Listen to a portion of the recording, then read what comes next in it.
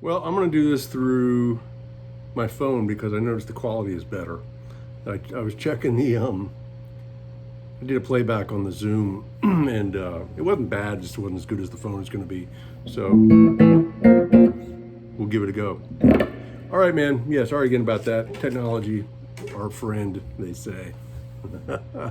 So we're in B flat. Every Day I Have the Blues by B.B. King. We are at the 6th fret. E-shaped B flat chord. And we're doing the lick, number 1 lick.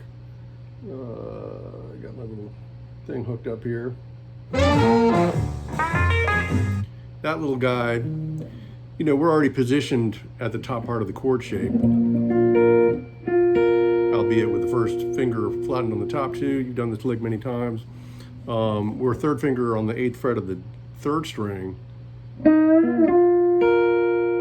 and we're finishing off, at the 9th fret of the 2nd string and stopping it. So pretty straightforward, but a lot of times, this is an opportunity to refine your technique a little bit. We all have to do it all the time, but the main aspect of that being where we don't hear any of the G string ringing. So I know you know this too, but have your first finger just enough to touch the G string but not be on top of it, so that when you let go of it,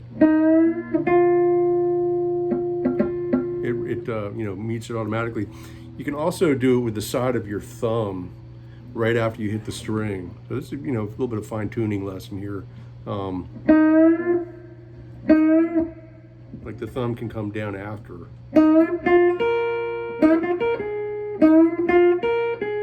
So it's, first do it without that, just to have that index finger be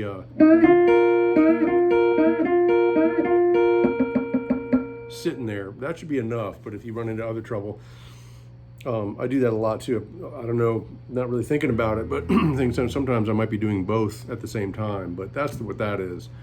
1, 2, and 3, 4, 1, 2, 3. And then number 2,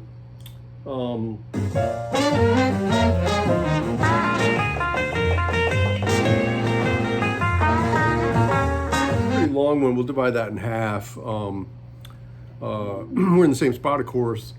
We're doing triplets for the first 3 beats. 1 and 2 and 1 and 2 and 3 and 4 and that 4th beat, of course, we're doing the first and last notes of the triplet figure. So you got your 1 and 2 and 3 and 4 and 4 and it's the same thing as the dotted 8th note feel that we're dealing with. 1 and 2 and 1 and 2 and 3 and 4. So even though, and I know you probably know this already, but when you get to line 2 and you see 2 8th notes on the first beat, it's the same feel. I mean, it's basically the same thing. The first and last notes of a triplet swing feel. 1 and 1 and 2 and 3. So it's like, it's written differently, but it's the same rhythmic interpretation.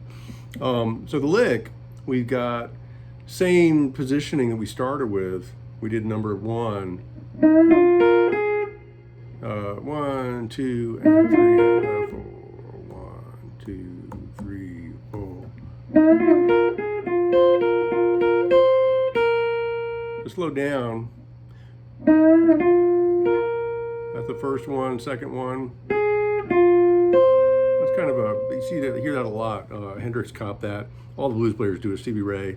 This kind of interesting little circuitous. Not. They'll do that too, but it's just kind of interesting, The flat 7 to the 5 to the 9 of the chord. First one. This is the 3rd measure on the top line, 2nd lick. And the 3rd triplet. That was the correct one. The 2nd one was just back and forth between the 5th and the root, or the root and 5th and the root again. So if you took like the last half of that measure, you could do that as a 3 and And as I mentioned last, I think last lesson, any of these things to really absorb it, I can't stress it enough. This is music; it's not number crunching. We're number crunching to learn it, but um, these things, these guys learned all by ear off records because that's all they had. Obviously, back in the day, God, man, he had 78s. They didn't even have 33 and a third until the mid 50s. So he was on 78s when he could get them in radio most of the time, of course.